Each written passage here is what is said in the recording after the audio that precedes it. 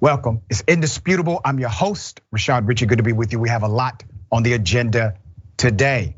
In the bullpen, we have none other than April Ryan, White House correspondent, author, and DC bureau chief for The Griot. Should be a fascinating bullpen. Breaking down news of the day, we have Dan Evans, host, Good Morning Bad News, Power Report, and Audio Face. Remarkable individual and fascinating breakdown is coming. I guarantee you that. All right, first story of the day. Donald Trump, former president of the United States, had a big announcement to make. He wanted to make sure everyone who supports him purchases his new NFT trader card. Here it is. Hello, everyone. This is Donald Trump. Hopefully your favorite president of all time, better than Lincoln, better than Washington, with an important announcement to make. All right, important announcement. What is that announcement, Mr. Former President?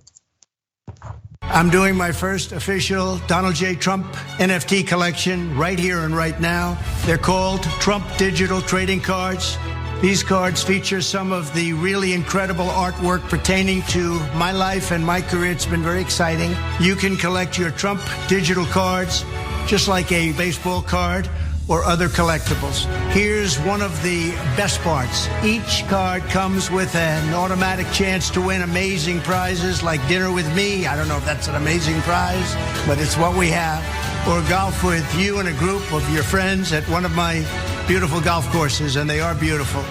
I'm also doing Zoom calls, a one-on-one meeting, autographing memorabilia, and so much more. We're doing a lot. My official Trump digital trading cards are $99, which doesn't sound like very much for what you're getting. Buy one and you will join a very exclusive community. It's my community, and I think it's something you're going to like, and you're going to like it a lot. They also make perfect gifts. So you can buy them with your credit card or crypto. All you need is an email address. Go to collecttrumpcards.com and buy your Trump digital trading cards right now before they are all gone, and they will be gone. Donald Trump is a crackhead. Obviously, this was one of those moves where you have to scratch your head and wonder, well, damn, is he hard up for money?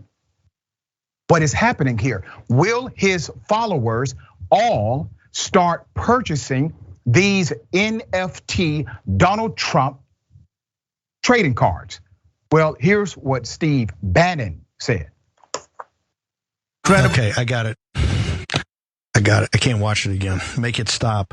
On a day when you have one of the most important announcements about really the coup and about big tech oligarchs' involvement in it and what's going to happen and how we're going to clean out this mess. And the sense of urgency, I think it has to start now. That's why President Trump's got to get engaged in this omnibus, because we have the ability to execute on his plan now, although you don't control the White House, as command by negation with the House and the appropriations bill. This thing comes out, and this is what everybody, and they said yesterday was going to be a big announcement. Look, I thought the announcement could be, people were coming to me, is he going to announce for speaker? Is he going announce for speaker? Sir, do you know how much money he can make from the NFT trade industry? Speaker, come on. Okay, so Steve Bannon, he represents the old white male Trump continuum. He's on one side of the spectrum.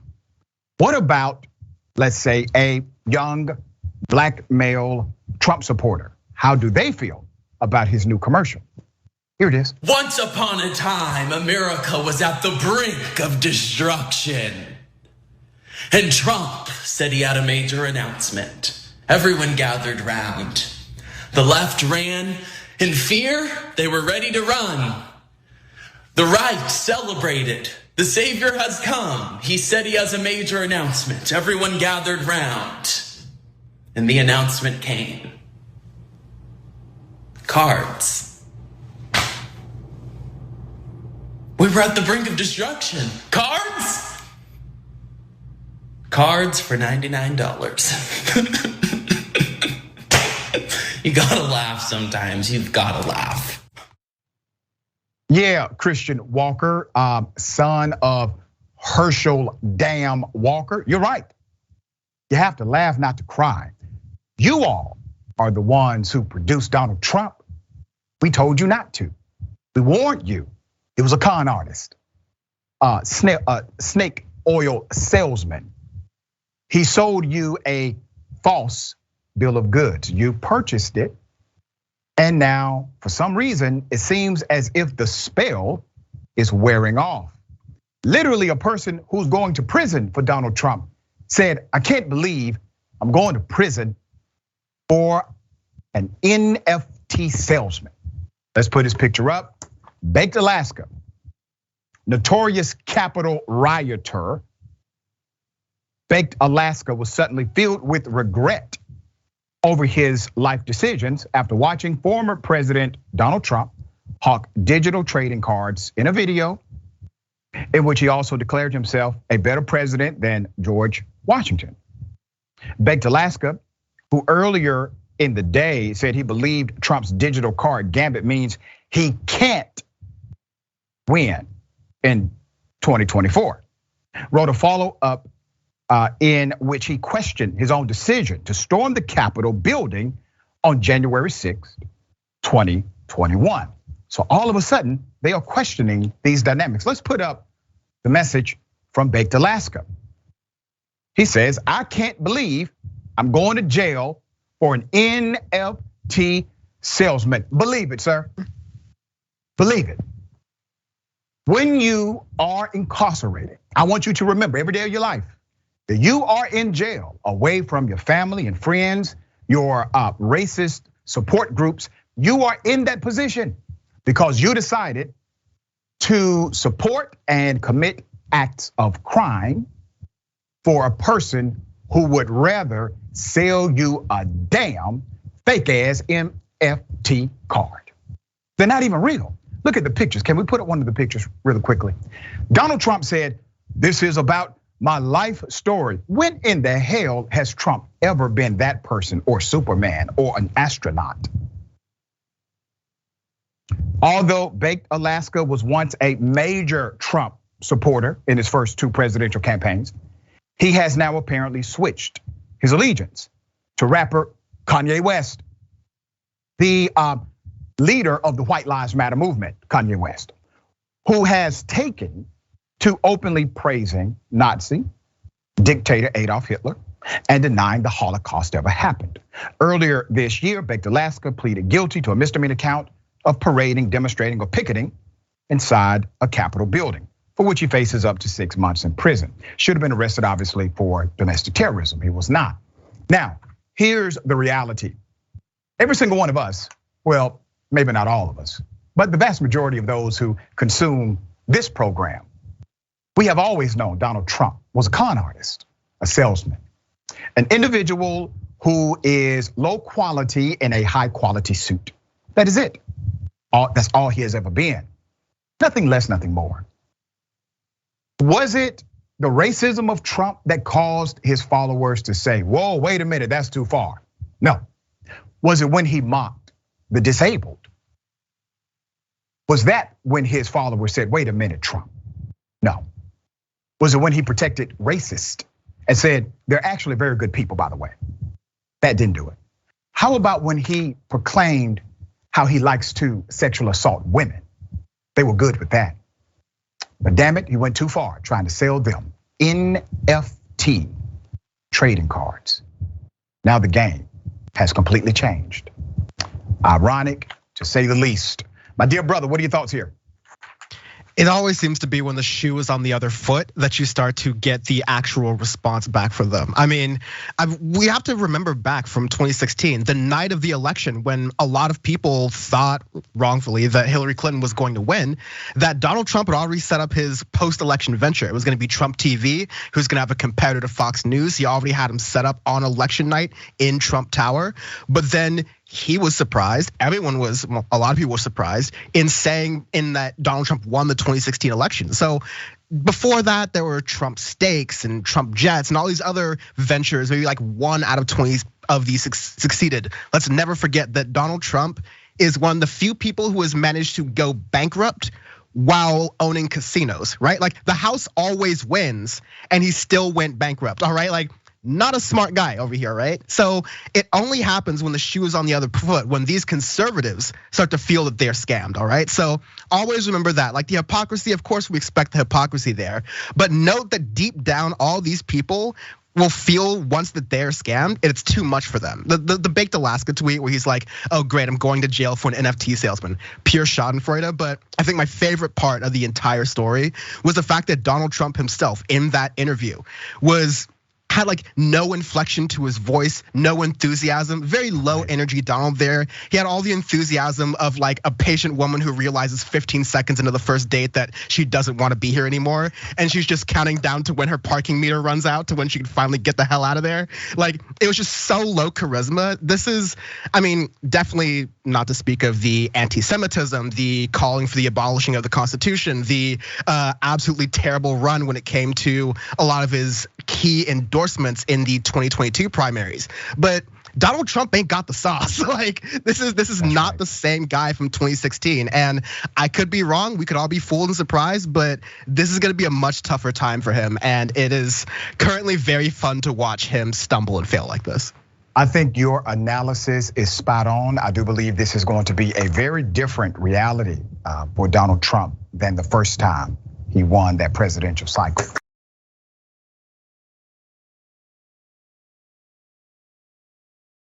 All right, very sad story out of Alabama.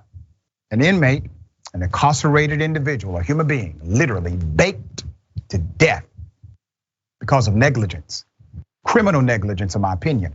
Let's put up his picture full mass here.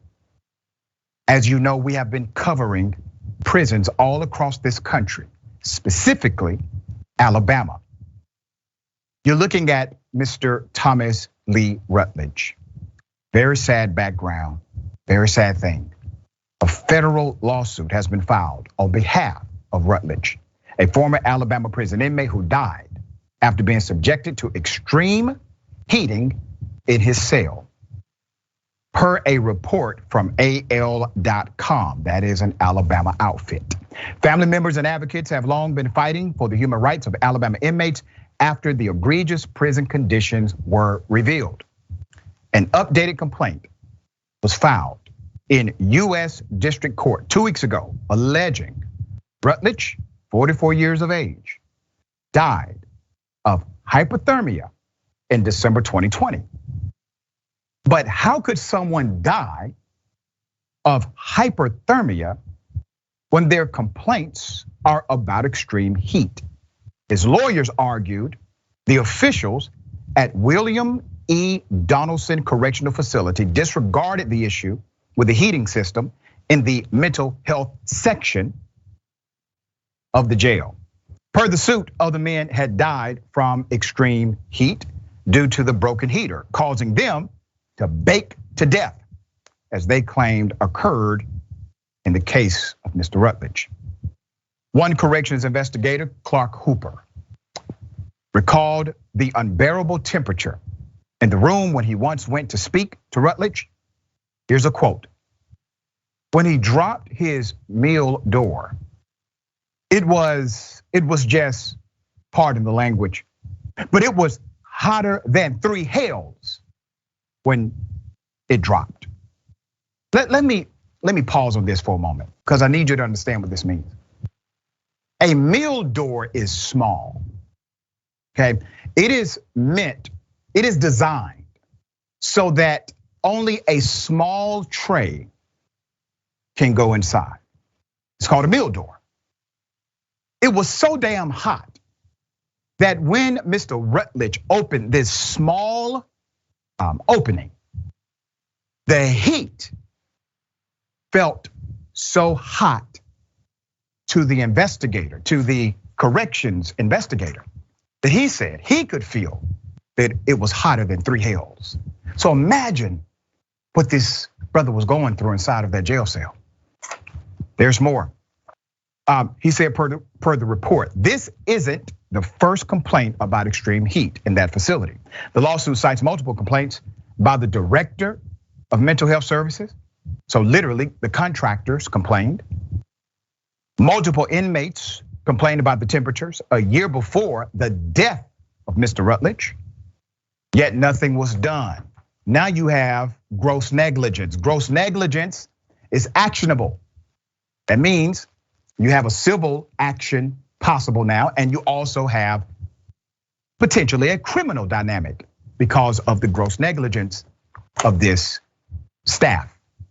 They have a duty, a responsibility to care, to provide appropriate functions to assist with inmates. They did not. Literal horror stories have come out of Alabama prisons by the inmates themselves. We have covered multiple.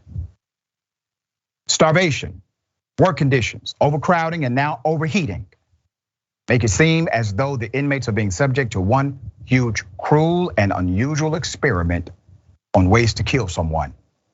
The Department of Justice has since brought a case before Judge Proctor in concern of these conditions. Families have been waiting years now for the case to be heard. If you recall one particular case, Mr. Vaughn, remember Mr. Vaughn? Mr. Vaughn went viral on social media because his sister had a picture of him from the prison in Alabama where he looked deceased. He did not even look alive in the picture. That picture went viral. We reached out directly to the sister, spoke with the sister. By that weekend, we had a private investigator and civil rights attorneys in Alabama.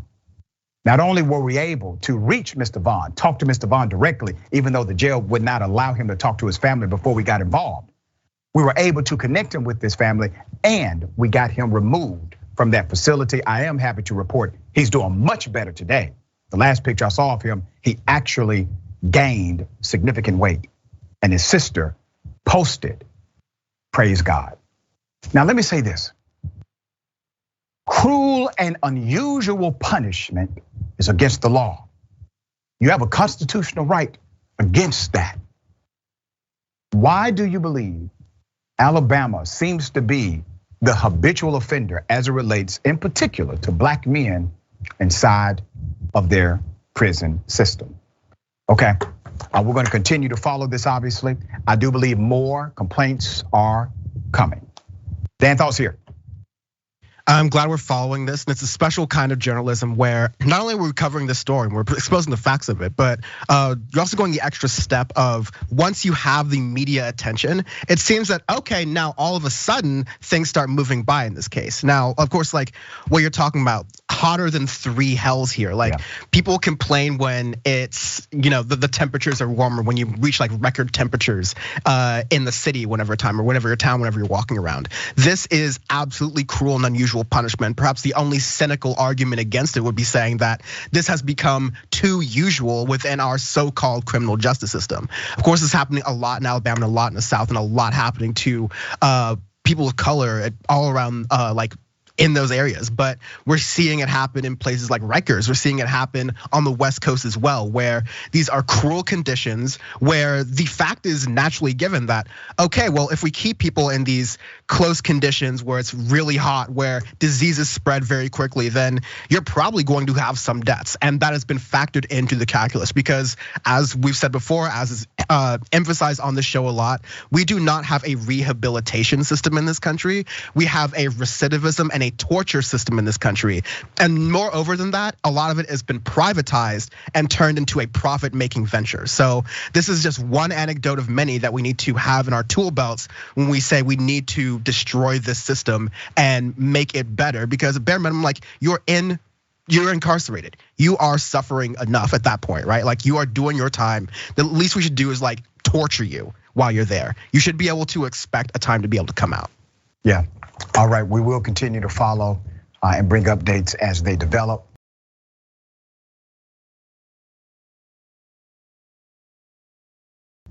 Okay, an exclusive And we brought you an interview directly with Mr. Tony Nguyen, who was falsely arrested for criminal trespass. He was not the person they thought he was. We interviewed him. Now we have another update. The actual security guard who called 911 thinking he was another person did speak to us. Now, let me first give you the update from that story. Here it is. Here. That was not bad. A year? Yes, you can't come back. That was like 10, 15 years There's ago. no What limit are on you that. talking about? There's no limit on that. When We're you grocery trespass, you can't shopping. come back. What are you talking about? You're trespassing the store. You're not allowed to be here, all right? It said Let 10, him 15 go. years ago. No. Let's go. Where are you taking him? What the? Where are you taking him? Once you trespass as well, so let's go. For what? For grocery shopping? That guy right No, for being trespassed. For grocery shopping? Hey, look, record him right there.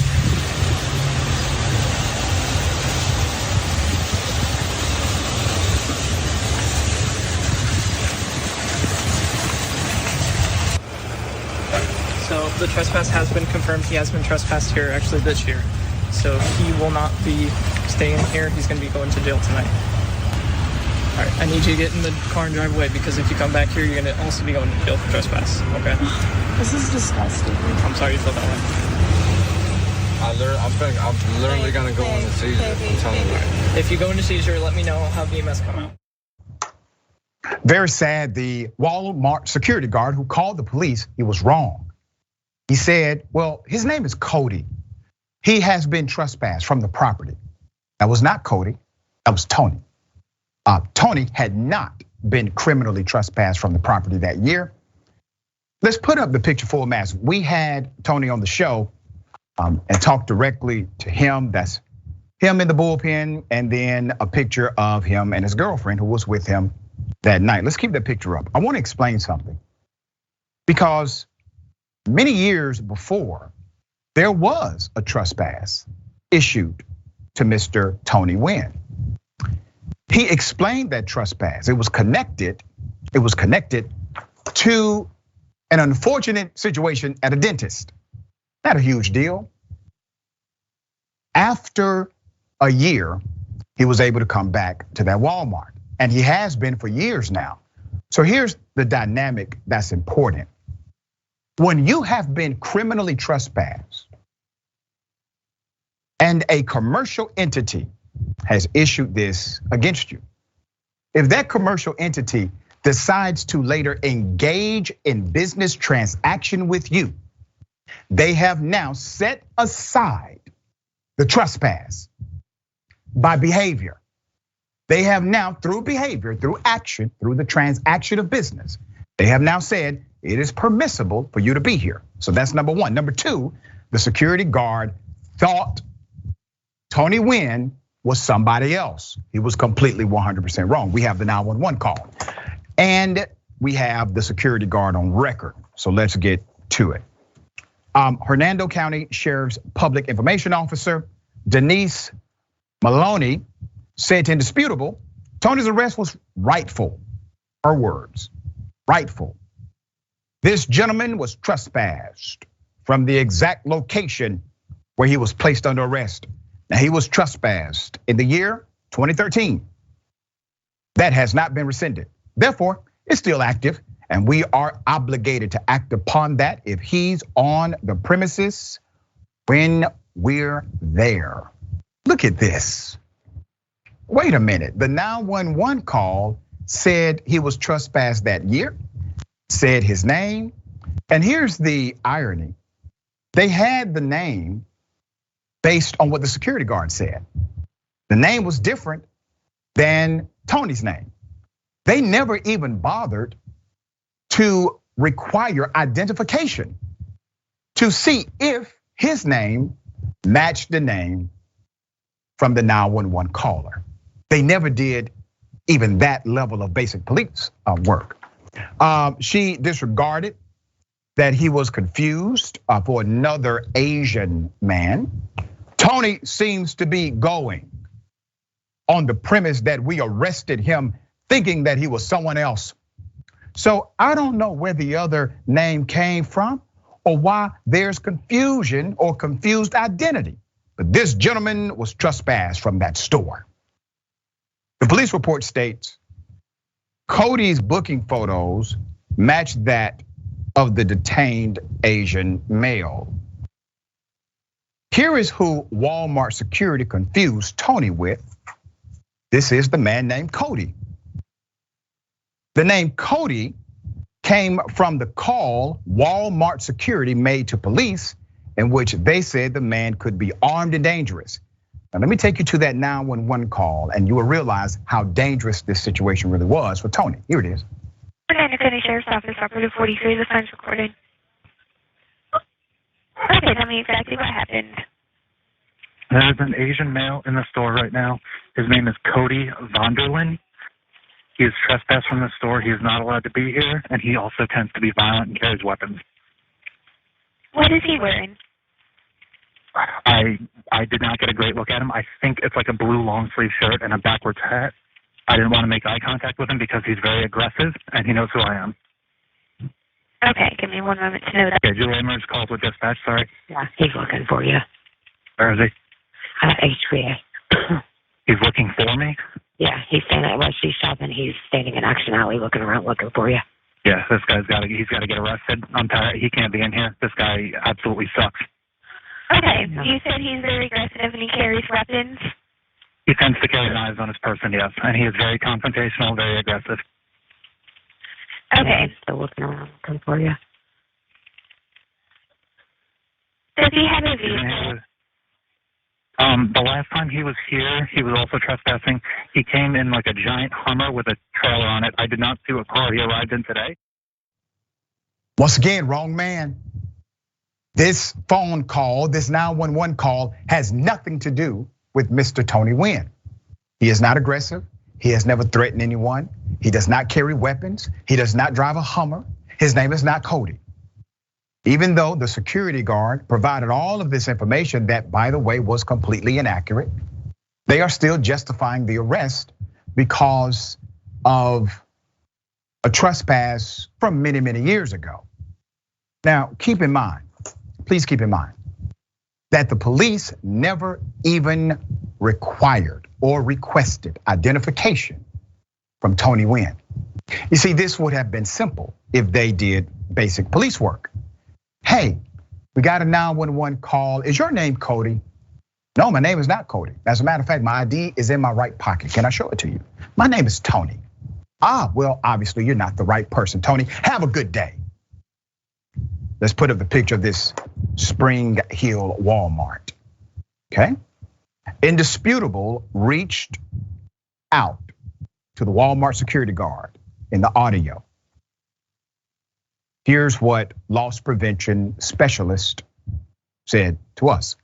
Cody is somebody I have dealt with in the past, and he is known to carry knives. That's why I mentioned knives. Okay, now the gentleman in the store was aggressive. He was threatening me the last time he was in the store, which is why I called the police to begin with. It's my understanding of Florida state statute, as all of our deputies and detectives have told us, trespasses are for life until rescinded. It's misinformation. They expire, they do not. Damn it, here's the rule. You rescinded it when you transacted business with Mr. Tony Nguyen. That's how it works. So you are technically correct that it does have to be rescinded by the entity, but all judicial rule, all case law supports that when business is transacted, you have effectively rescinded the trespass notice. There's more. According to Florida property attorney Hussein and Weber, trespasses can be invalidated. Here are the defenses to trespass. They posted these online. No actual communication to depart the premises once invited. Express invitation to enter or remain. Implied invitation to enter or remain. Withdrawal of request to leave the premises. Lack of notice. Notice not properly posted. Lack of communication to leave or not enter. Conflicting communications given to the accused. All of these are affirmative and allowable defenses. Tony disputes he was aggressive to the guard. He's shopped at the store hundreds of times since 2013, and he uses a Walmart credit card that he obtained from that store.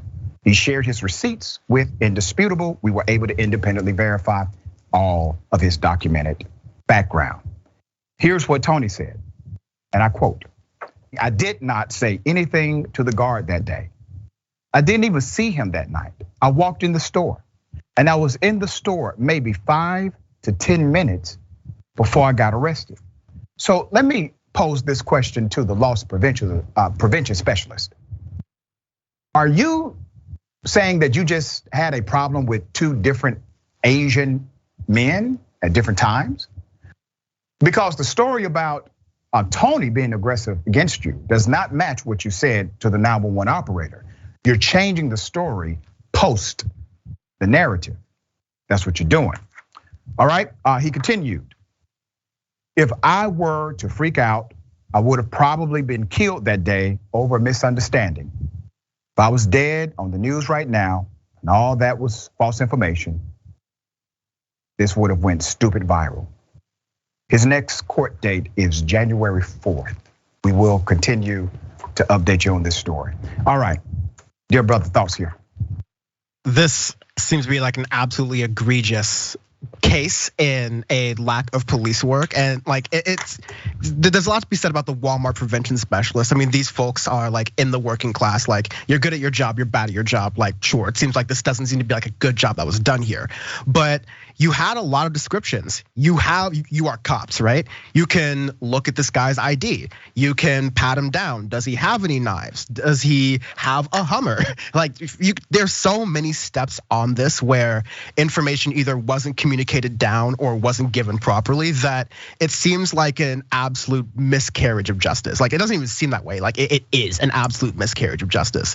And I'm glad that this story, like, again, shows like this, we're giving it attention, because this is definitely not the first case where an Asian man has been mistaken for another one in justice, like in the case of justice, just because of some lazy police work. We see this happen in a lot of cases with a lot of people. So glad there will hopefully be some more justice and some more attention to this matter.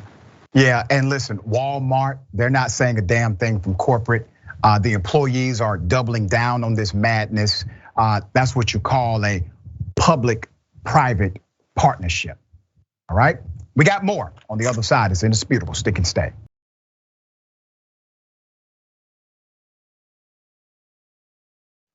All right, welcome back. We have a lot of show left. I'm pressed for time, but I'm going to read as many comments as I can, okay? And thank you all for always keeping it lively. Mickey C, the silver-haired dragon, says, "How sad is it when Kanye West is a step up from a Trump?" Yep. All right, let's go to Pitchfork's Dragon. "Tell me you need help paying your legal bills without saying you need help paying your legal bills." Yeah. And Humanoid Dragon, welcome to Indisputable. Thank you for joining. Anyone can join on the YouTube page. Real simple. Just hit join, all right? We'd love to have you. Okay, got something for everybody. Ladies and gentlemen, I wish a Karen would. You want to call the police on them for having a barbecue on a Sunday? I feel free! Back off! I'm going to tell them there's an African-American man threatening my life. See, who else is complaining? Just let me out your flat. I don't know what you're doing. This is absolutely ludicrous. Yes, it is. Look, I've just told you this radiator's not going to be working. I've got all of the other ones working. All of the other ones? In your flat, yeah, they are all working, are they not? Yeah, what about the other flats? Look, I do not want to be in your flat anymore. Please let me out. What are you doing? I am just trying to understand. Move out of my way. You're moving absolutely crazy. I am not crazy. You clearly are crazy because you're not letting me out. You mustn't speak to me like that. I'm sorry, would you apologize for telling me I'm crazy and stand back? I'm in your flat. What are you doing? What's going on? Stop shouting at me and bring him on the intercom and see what's going on, which is all I ask. What am I meant to do? You're upsetting me. You're really upsetting me. I'm recording all of this, by the way, because this is absolutely crazy. I'm glad. Let me out of your flat. When you've spoken on the intercom. Oh, my days. Please, look, I'm leaving now. Look, what are you doing? Look. pushing me around. Take your hands off me. What are you doing? What is... Oh dear. You're pushing an elderly lady around. Yeah, I see what's going on here. Listen, Karen, I know you have OG status. All right, you've been doing this for a long time. But the man said he doesn't want to be in your flat. That means he doesn't want to be in anything else. There's more. How dare you put your hands on me? Oh, dreadful, dreadful, dreadful, dreadful. What a dreadful thing you're doing. Now, ask him on the intercom what is going on. Which is what I asked you in the first place. I'm really confused what I need to do here, because... Well, I'm not confused, I'm very clear. Just find out if there's anybody else who is still... Right, where's the intercom then? Let's go. Turn right. Where? Start right. Well, set it up for me. There it is. Set it up for me. I don't know how to use that. Set it up. What do you mean, set it up for me? No, because then we're going to gallop past, aren't you? No, you're moving nuts, bro. Crazy bitch, bro. I swear to God. Yeah, you heard me. I hope they heard you. All right. Yeah, that was funny. Okay. What would you have done here? I mean, in my opinion, the guy handled it as best as he could have. All right. So this was about a repair. Obviously, he, based on his expertise, said, listen, this cannot happen right now, not in this moment. All right.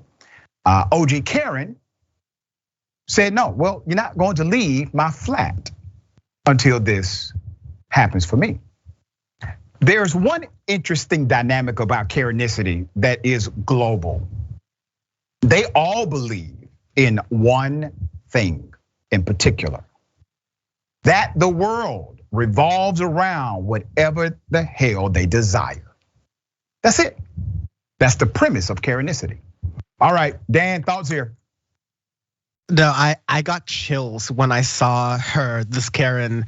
We gotta have another name for Karen who's like British, maybe a Susan. I don't know, but like we've got like. I've had chills because I had this literal experience happen to me, or a similar one. Not like I was doing a repair person or something, which clearly this repair person is doing their job. They're trying to document this as best as possible. But how quickly she shifts from I'm upset and I'm trying to control the situation to I'm crying to gain sympathy to, okay, now you're going to do back what I say. Like not even within the same minute, like 45 seconds, that all happens. So it's a manipulation tactic. This happened with me I was just in a grocery store and someone was trying to create a scene because they wanted to cut in line to get alcohol for me. And like, not for me, but like in front of me. And by the way, this was 10 a.m. And so I was just like, listen, I'm not about it today. I'm not the kind of neighborhood where I would win, let's say. So let's just let this be and go ahead, cut the line, whatever. But this is such a Karen thing, a universal, international Karen thing, begging for sympathy and then turning around and just using that for a power dynamic. And so I'm glad this is recorded.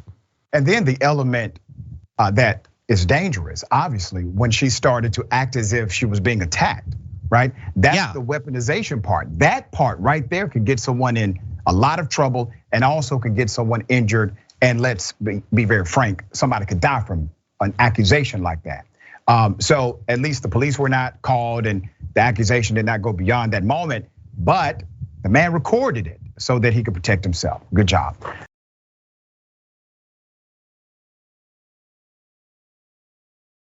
Okay, I've heard it all.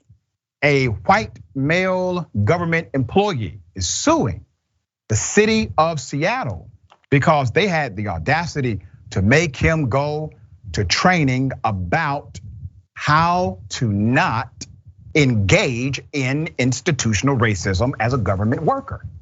He found this to be quite offensive and discriminatory and made him feel guilty for being white. So he's fighting back. Let's put up his picture full mass here.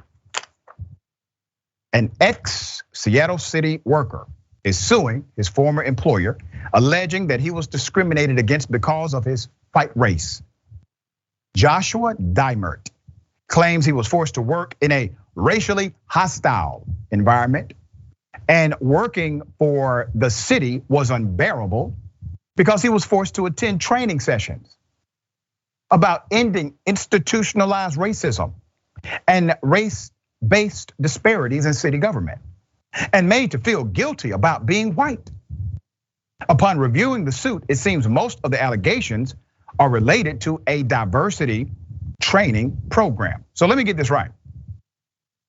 He's complaining about going to a training program about eliminating racism in the workplace.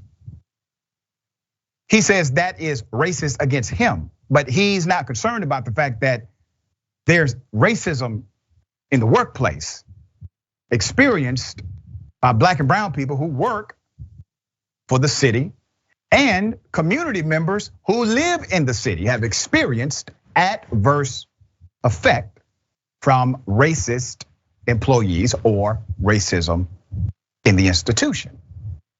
He believes the remedy itself, which is simple, a training session, was discriminatory. Fascinating. All right, Joshua Dimer was a program intake representative at Seattle's Department of Human Services, working there from 2013 to 2021. He claimed in the suit that he was racially discriminated against by his colleagues. Okay, per the suit, in one instance, Dimer claimed a colleague told him it's impossible to be racist toward white people. In another, he claimed a colleague accosted him saying he was complicit in the sins of slavery. Overall, Dimer alleged his consistent reports of being discriminated against were blatantly ignored. Well, that'll do it. Ignoring a mediocre government white male employee will get action done every time. However, when the department introduced the Race and Social Justice Initiative, okay, that did it. Things escalated even further. For the suit, he believed all trainings he was required to complete were segregated by race and based on racial stereotypes. He was even cited trying to sign up for one reserved for people of color instead. You see what's happening here, right? Okay, there's more. Per the lawsuit, the department requires that all employees participate in Race and Social Justice Initiative training that aggressively promotes the concept of white privilege and the collective guilt that white employees like Mr. Dimer purportedly bear for societal inequality. The UIR workshop is rooted in critical race theory. There he goes. And the facilitators at the event stated that white people are like the devil. The racism in white people's DNA. Racism is in white people's DNA. And that white people are cannibals, according to him. Now, we don't have any independent evidence to validate any of this coming from the training. When Mr. Dimer objected, the facilitators used their platform to belittle and attack Mr. Dimer, according to him. Other co-workers that were present continued the mockery in the workplace and made Mr. Dimer the office a pariah. Mr. Dimer's co-workers called him a white supremacist. In the suit, Mr. Dimer alleges an internal investigation was triggered by his claims of a hostile work environment. However, the lead investigator was part of a RSJI task force, Brandon Kendall. In the final report, no fault was found on the side of the department. Dimer claims his civil rights were violated under the Equal Protection Clause of the US Constitution, and he is requiring $300,000 in damages. Now, that's not even the saddest part. The saddest part is, depending on what judge gets this case, damn it, the man may get every penny he has proclaimed he's entitled to. So let's go ahead and highlight the irony of this whole thing. The man is literally using constitutional dynamics created because of white racists. He's using those constitutional protections in order to claim that he was discriminated against because a city decided to provide a remedy in the context of the same constitutional dynamic, which is fairness, equity in the workplace. Anti-discriminatory practices should be established.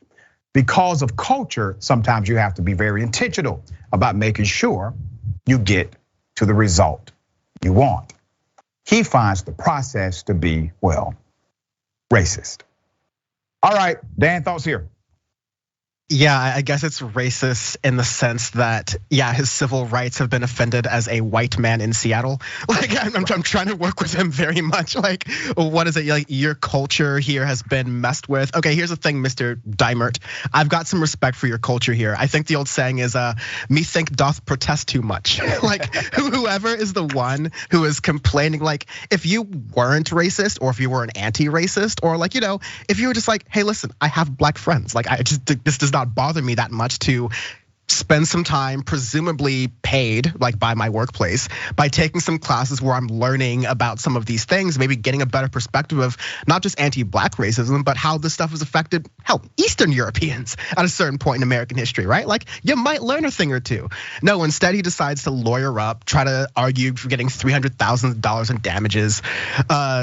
I love this whole idea of him arguing this legal case that someone accosted him by saying he was complicit in the sins of slavery. Like, I'm sorry, your fragility is showing here like really, really badly, and you spent a lot of money to show that fragility. But coming from the people who don't believe that speech equals violence and they constantly argue that all the time, it seems really, really rich. But ultimately, he just seems like a clown to me. I would hope he didn't escalate to this level, but unfortunately in the judicial system, you get people who are like, all right, hey, let's take this up. Let's let this argue. Let's see what happens. And so it hangs in the balance a little bit here, but I think we can all at least see in the public sort of view, this is very ridiculous. Yes, and hopefully the judge sees it the same way. We shall see. We have more on the other side. It's indisputable. Stick and stay.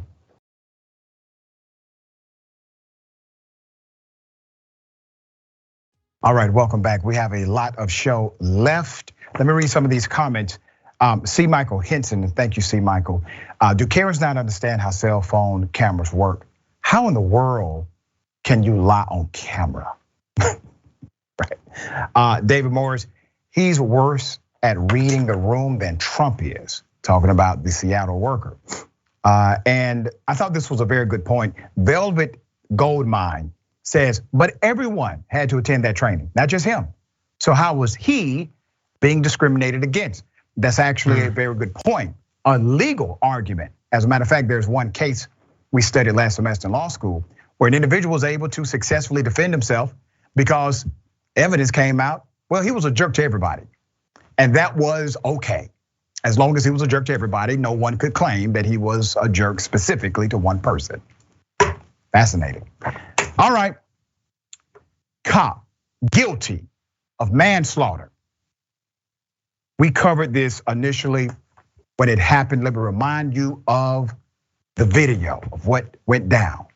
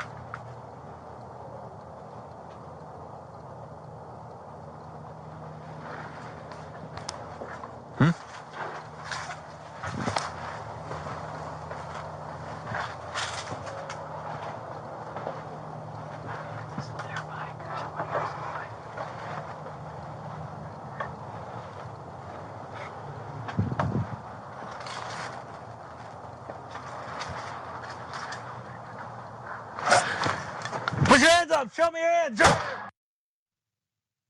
That cop shot and killed a woman in her own home.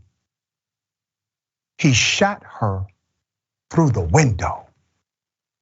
Let's put up his picture and the picture of his victim. The former Texas officer responsible for the 2019 death of Atatiana Jefferson has now been found guilty of manslaughter. Aaron Dean is his name. The former Fort Worth, Texas officer was found guilty of manslaughter Thursday in the shooting death of 28-year-old Jefferson in her home. Officer Dean, who resigned days afterward and was arrested and charged in the killing, now faces up to 20 years in prison for the conviction. Let me give you details about the verdict. He had pleaded not guilty to murder, a charge which carried a possible sentence of 5 to 99 years. Jurors were instructed Wednesday to also consider the lesser included offense of manslaughter. The sentencing phase begins today. The verdict was announced after jurors deliberated for more than 13 hours. The manslaughter conviction of a police officer who was on duty is the first in their county, according to the station, the local affiliate, WFAA. The verdict comes more than 3 years after the deadly encounter in which Dean and his partner responded to Jefferson's house around 2:25 a.m., October 12th, 2019. They arrived at her house after a neighbor called the non-emergency police line. Why? Because she wanted a welfare check. She saw a door opened. She did not call 911, she called the non-emergency line. The defense countered that Dean fired his weapon, all right? That Dean fired his weapon in self-defense while fearing for his life. And what attorney said was a tragic accident, but not a criminal act. The prosecutors argued there was no evidence he saw a gun in the woman's hand before firing through a bedroom window. The prosecutor's first primary witness was this young man, Zion Carr, who was 8 years old and in the bedroom with his Aunt Tay when she was shot and killed in front of him. Now he's 11. And because this cop is a piece of you know what, it forced this young man to testify and to relive the most traumatic thing he will ever experience in his human existence. He testified that they had accidentally burned hamburgers earlier that night. So they opened the doors to air the smoke out. How many of us have done that? Probably every single one of us who are adults. He and his aunt were up late playing video games, right? Playing video games when Miss Jefferson heard a noise outside. And she then went to her purse to get her gun. He testified. He did not see her raise her firearm toward the window.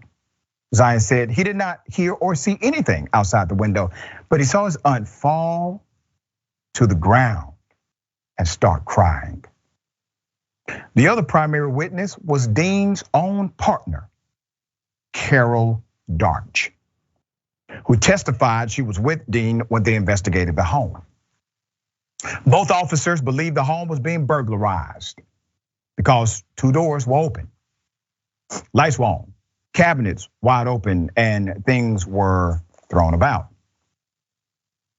She had her back to the window when Dean began to yell out commands for Jefferson to put her hands up, she testified. Dart said she started to turn around, heard a gunshot, then looked over Dean's shoulder and could see a face in the window with eyes as big as saucers.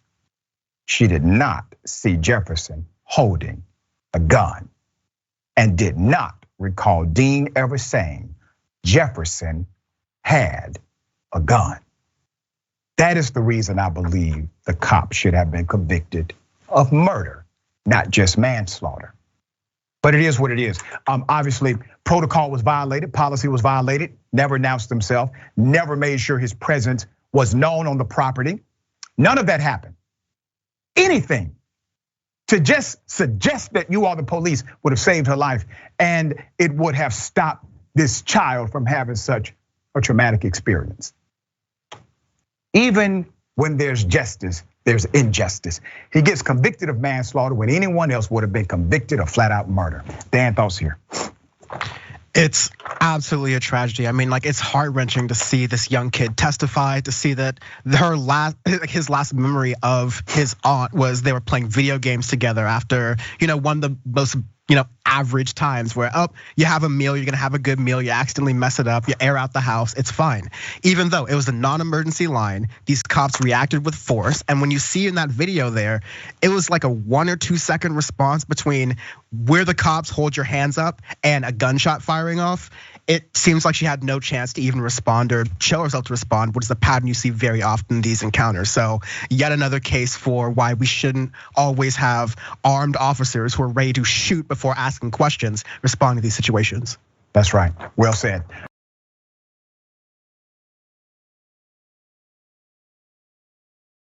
All right, we covered this when it first went down. We now have an update. 5 cops have now been charged for the fatal beating of Mr. Ronald Green. I'm going to take you back and remind you of the altercation. Here it is.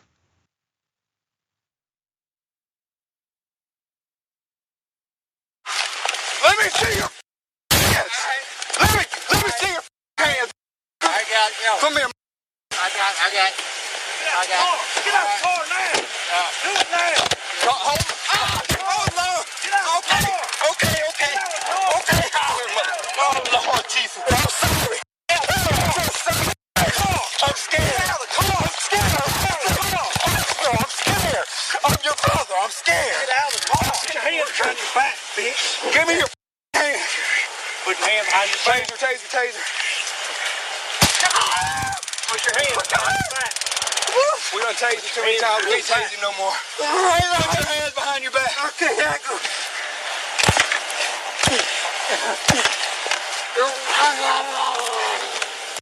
you better not move.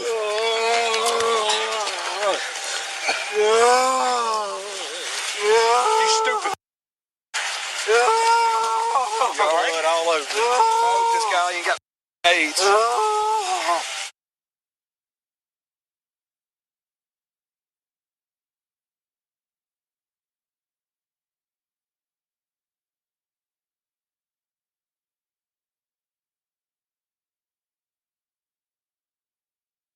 I was gonna sit him up, but I didn't want him spitting blood all over us.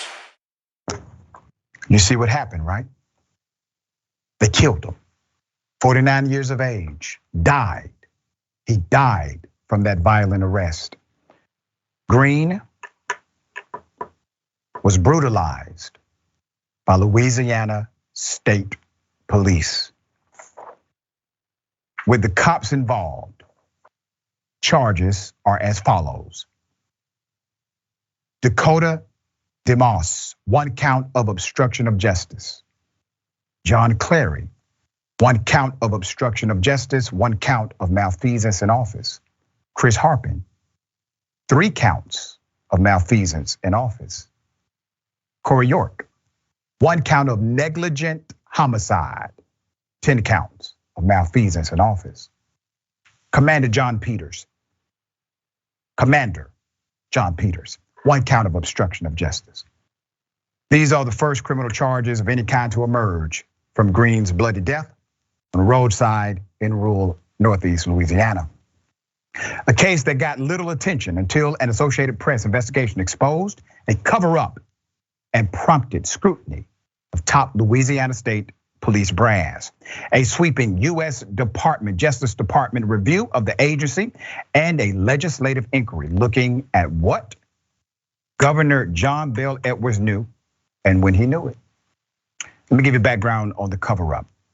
Green's May 10th, 2019 death was shrouded in secrecy from the beginning when authorities told grieving relatives that the 49-year-old died in a car crash at the end of a high-speed chase near Monroe. An account questioned by both his family and even an emergency room doctor who noted Green's battered body. Still, a coroner's report listed Green's cause of death as a motor vehicle accident. That's called a good old boy system. A state police crash report omitted any mention of troopers using force. And 462 days would pass before state police begin an internal probe. All the while, the body camera video remained so secret, it was withheld from Green's initial autopsy, and officials from Edwards on down declined repeated requests to release it, citing ongoing investigations. But then last year, the AP obtained and published the footage, which showed what really happened. Just a reminder, it's not the first time these cops have acted in unison to corrupt the process of our criminal justice system. Dan, thoughts here? So, like in summation, they lied about his death, saying that it was a crash, like a regular car crash. During the video, they tased him, kicked him, beat him, dragged him while he was crying for mercy in the video, and admitted in the last moments of his life feeling scared. I mean, if you don't get chills from that, if you don't have a memory of the George Floyd incident and all that happened after that, I don't know what to tell you. I am absolutely angered by this, and there needs to be justice in this case. Not only justice, but like scorched earth, because for the people who still argue that there are good police out there, until there need to be like a massive reduction in these cases, because the good police stand up and go, don't tase him. That's not necessary. There's no need to drag him. There's no need to kick him. I'm gonna stop you from killing this man. Then I have no reason to believe the good police are there, because at bare minimum, the good police are standing idly by as bystanders and essentially, as it appears to me, accessories to the actual incident at hand. So there needs to be justice here. That's right. All of these cops should be charged with murder. If they were another gang other than the police gang, let's say they were Piru Blood or they were Crips, everybody would have been charged with murder. But because they belong to a different kind of gang, they get a nuance that nobody else will be afforded. All right, Dan, always a pleasure, brother, having you on the program. Tell people how they can follow you, check out your great work. Always a pleasure to be with you as well. At Twitter at Dan from the Web until Elon Musk kicks me off, but also YouTube Dan from the Internet, Twitch at Dan from the Web, and whenever I can be with the good doctor Rashad Richey. Good to be with you, and I'm very excited to see that interview with April Ryan. We've had agreements and disagreements in the past, so I'm excited about that. Dear brother, always a pleasure. Thank you, my friend. Have a good one. All right, you too. We got more on the other side. It's Indisputable. Stick and stay.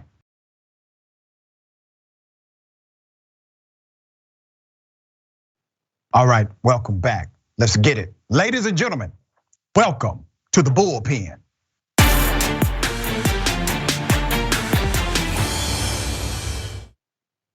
In the bullpen today, we have Miss April Ryan, White House correspondent, author, and DC bureau chief for the Griot.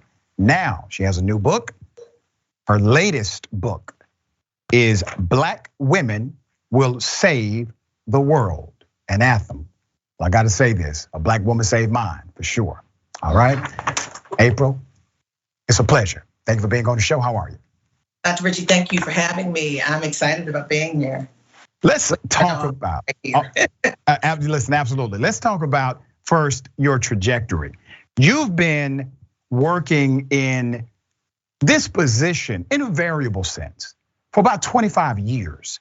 You've had some really iconic moments where you were willing, obviously, to challenge power. And I always have significant respect for people who are willing to challenge power. How has that shaped not only your career in journalism, but where did it come from? Well, first of all, you have to remember as a member of the press, and if we look at the Constitution, if we look at what the founding fathers put in place, if we look at the amendments, particularly the First Amendment, freedom of the press is not second or third. Freedom of the press is very important. The independent press is there to ask questions of the president and his principles. And at issue is questions that range from war to peace and everything in between. And I ask questions from war to peace and everything in between. It's important that we ask, especially as life and death is written and spoken from that space. So my issue was, I didn't do anything wrong. I asked questions because I was supposed to do it for my job.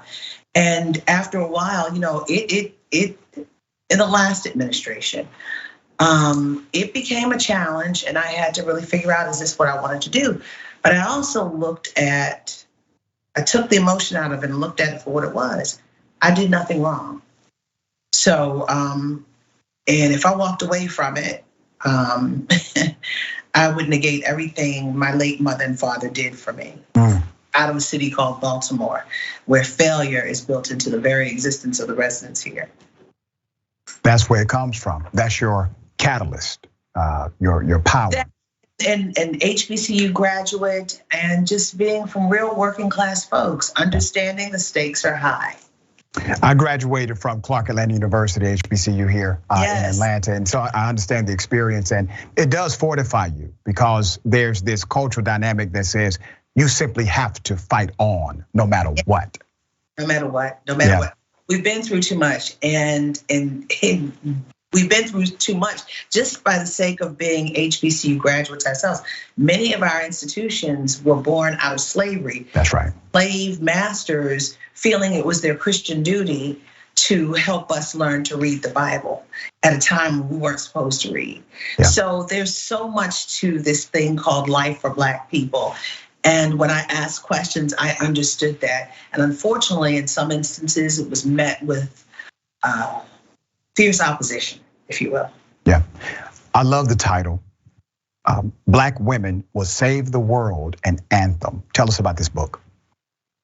An anthem means we're saying it over and over again. And Black women, I mean, just look at what Trevor Noah just said. Yeah. Black women, when he finished his time on The Daily Show, he saluted Black women, not just because, but because they are undergirding him, undergirding this society, undergirding every community, every walk of life. And I mean, if you think about it, the face of the fight for voting rights, Black women, they were the ones really going to jail at the very beginning of this last movement. Cora Masters Berry, the head of the Congressional Black Caucus, Joyce Beatty, also Melanie Campbell from Atlanta, who is with the Black Women's Roundtable, Tamika Mallory, so many others.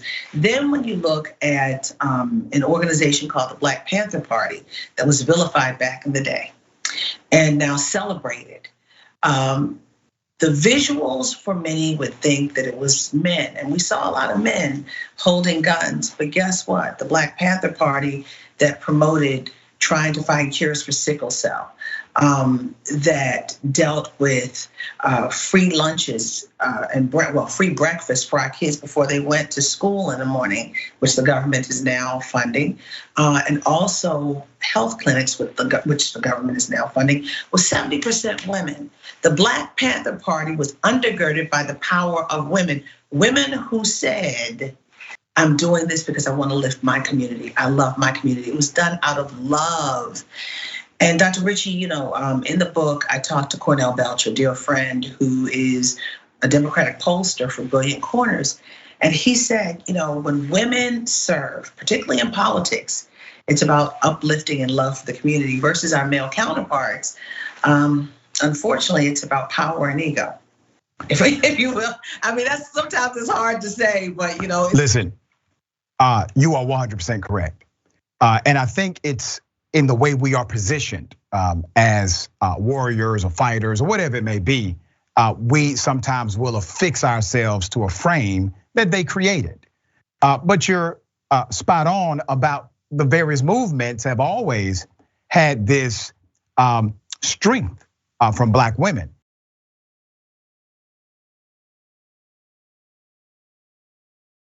Now I want to go to a dynamic and pose it to you and ask your feelings about it. We cover a lot of stories, obviously, on Indisputable about social dysfunction, racism, policy dynamics, things that adversely impact society. Well, Black women are the most underprotected demographic in the United States, period, all right? So when you have an emphasis like this, what happens? People that feel as if they were entitled to special treatment, or they should have had a book written about them, they will start to come out against you. Why was it important to write this kind of book now? I haven't really had anyone come out against me because this book is not about attacking It's about my love letter to America, about the strength of Black women. I'm writing a book about what I see in the mirror. I'm showing up as a Black woman and I'm writing about Black women.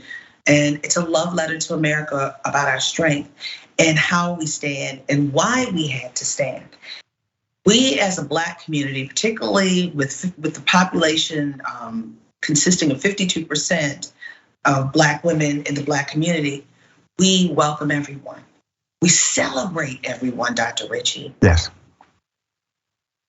We bring everyone in. But when it's time for us to celebrate ourselves, we don't do it because we put ourselves last, because we bring everyone in, we celebrate everyone. And now in the midst of this moment, as we see a rise, as we see Black women now convening the table, not just bringing a folding chair that's always perpetually on our back, but now convening the table and sitting people at that table. It is now time for us to celebrate the women in the schoolhouse, the women in our house, the women in the church house, the women in the Supreme Court, the Black woman that's in the Supreme Court, okay? One of the 9. The Black woman, the woman who identifies as a Black woman in the White House as the Vice President of the United States, the Black woman who is the mouthpiece for the President of the United States, Karine Jean-Pierre. We celebrate all Black women because being Black and being a woman in America, like Shirley Chisholm said, is a double whammy. But in this moment, we still celebrate. And then as we pause to celebrate, we're gonna celebrate other people too, but it's time to celebrate. But in this moment, if we don't celebrate, we lose the momentum. So well said. My daughter is a big fan of yours. And oh goodness. And you have been able to do something quite unique and I think trailblazing. You are able, without effort, I believe, I think it's natural for you. You are able to be authentically everything you are. You are authentically a Black woman. You are authentically a journalist. You are authentically not afraid. You are all of this in one package. And I think we do ourselves a disservice when we start to negate the reality of our experiences, exposures, and environments, when we try to dismiss them in order to become something or someone else in another context. You have not done that. Tell me how that has made a unique pathway for you. I can't show up in any other way. I come from a large family of agrarians, working class. And I'm telling you, my parents have gone on to glory, but I tell you, they would come out of glory and their rest if I showed up any different if I stayed. And my parents always told me to be humble and service is everything. I come from that kind of family. But one thing for sure, I show up the way I do because I want Black women and Black people to be seen. And this book makes Black women seen. And I love it. Community as well. I love it. Black Women Will Save the World, an anthem. Make sure you get it. I'm getting my copy today. My dear sister, it's a pleasure having you on the show. Thank you, Dr. Richey, thank you. Thank you. All right, remember, take care of yourself, take care of each other, take care of the planet. Remember, the truth is always indisputable. Welcome to Indisputable. I'm your host, Dr. Rashad Richey. We got a lot happening today. But what do we do on this show? We tell the truth. You know why we tell the truth? Because the truth is simply indisputable. Rashad, great to be here. Congratulations on the new show. And I gotta let everybody know that Rashad and I go way back. Here's the pattern that we see in all of these Karen stories. They think they own stuff they do not own. Now, where does that come from? I don't know, maybe slavery. Maybe they think they should still own Black people. This is what happens when Karens weaponize the police. When you're used to privilege, equality seems like oppression. It hits you in a certain way when someone is holding you against your will, treating you like you're a criminal and you're an innocent person. This is something that Black people face no matter where they are. A stronger Black economy lends itself to a stronger, greater economy. Don't think it's exclusive of you, it's inclusive of you. What's your beef with critical race theory? It adds more fuel to the fire of the racist tendencies that we already have. We have a generation of problem solvers that can remedy the problem if they are properly taught what the problem is. You know who created redlining in this country? It was a white liberal. I don't give a damn who created it. If it's a racist policy, Shelley, here's what I don't know. I don't know. See, there you go filibustering, brother. You're scared of this truth, but you're gonna get it, though.